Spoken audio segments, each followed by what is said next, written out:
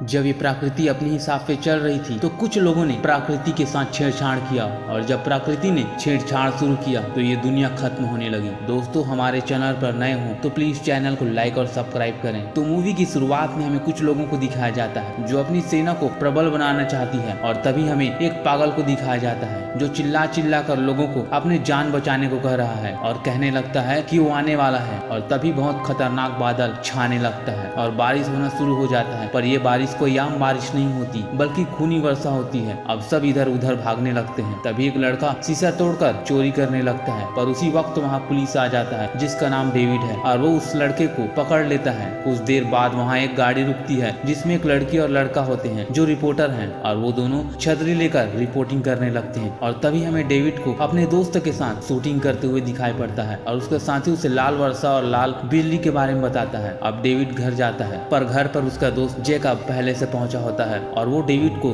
खुद को पहचानने को कहता है और वहां से चला जाता है। और वह जाते जाते मार्कस के बारे में पूछता है पर वो अब कहाँ है ये जेकब को भी पता नहीं होता। कुछ समय बाद समांता नाम की एक लड़की डेविड को फोन करती है पर वो सो रहा होता है और अब वो जेकब को फोन लगाती है और जेकब को मिलने के लिए बुलाती है। इधर वो पागल आदमी पावर सिटी में घुसकर अपने टैब से सिस्टम को एक्टिवेट करता है जिससे वहाँ की लाइट जलने बुझने लगती है और अंदर घुसकर 2 ट्रांसमीटर लगाता है। अब वहाँ की पावर स्टेशन पूरी तरह से खराब होने लगती है और तभी जैकब और समांता डेविड से मिलने उसके घर आते हैं और वह कहती है ये उसके डैड का काम है। और तभी वो कहते हैं कि हमें मार्कस से मिलना चाहिए और अब वो उस भिखारी को ढूंढने लगते हैं और वो ढूंढते ढूंढते उस सिटी पर पहुंच जाते हैं और वो एक बूढ़े इंसान को अपने पिता के बारे में पूछते हैं और वो उसके बारे में बताने लगता है और तभी वो पागल वहाँ आ जाता है और वो उन्हें देखकर भागने लगता है। दरअसल वो आदमी पागल नहीं होता बल्कि वो जिसे मार्कस समझकर ढूंढ रहे थे ये वही मार्कस है और डेविड और जेकब उसके बेटे हैं। और तभी उन्हें एक पेपर मिलता है जिसमें एल्ड्रिच का फोटो होता है और तभी डेविड एल्ड्रिच के होने वाले प्रोग्राम को पूछता है पर फोन कट जाता है और तभी एल्ड्रिच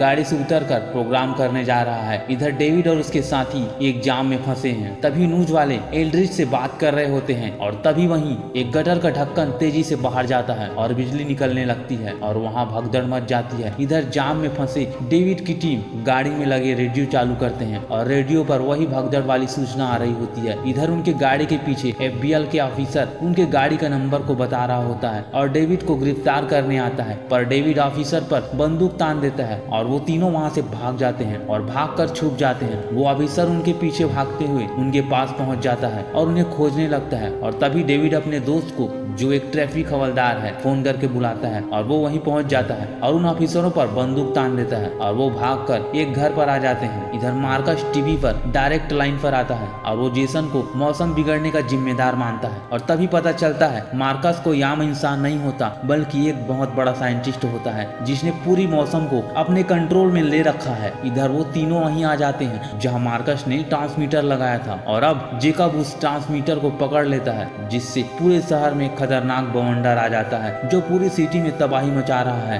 अब जेकब उस ट्रांसमीटर को पकड़कर देखता है। इधर जेसन एड्रिच सबको अलर्ट करता है। इधर एक ऑफिसर आकर उन तीनों पर अपना गन तान देता है पर डेविड उस पर गोली चलाकर भाग जाता है। तभी जेकब उस ट्रांसमीटर को खोलकर देखता है और वो कहता है कि वो इस सिस्टम को हैक कर सकता है पर उसके लिए उसे बहुत सारी बिजली चाहिए। इधर जेसन एड्रिच अपने प्रोग्राम पूरा करने पहुंच जाता है। तभी जेकब ट्रांसमीटर खोलकर उसे बना रहा है और डेविड उस प्रोग्राम में चला जाता है। तभी मार्कस अपने सिस्टम चालू करता है। अब लाइट फिर से शो डाउन होता है और तभी डेविड और मार्कस की मुलाकात होती है और फिर सब वहां आ जाते हैं। मार्कस वहां अपने सिस्टम चालू करता है और वहां अल्ट्रावायलेट किरणें निकलता है जिससे जेसन की बेटी मर जाती है। अब जेसन अपने बेटी का मौत का जिम्मेदार मार्कस के दोनों बेटों को मानता है और तभी वो जेसन को दुनिया बचाने का प्लान बताता है और अब वो ऐसे सिस्टम पर काम करते हैं जिससे दुनिया को बचाया जा सके। इधर न्यूज पर पूरी अफरा तफरा मची है। इधर मार्कस भी अपने सिस्टम पर काम कर रहा है। तभी जेकब मैसेज लिख रहा होता है। इधर डेविड बियर लेकर समांता के पास जाता है और दोनों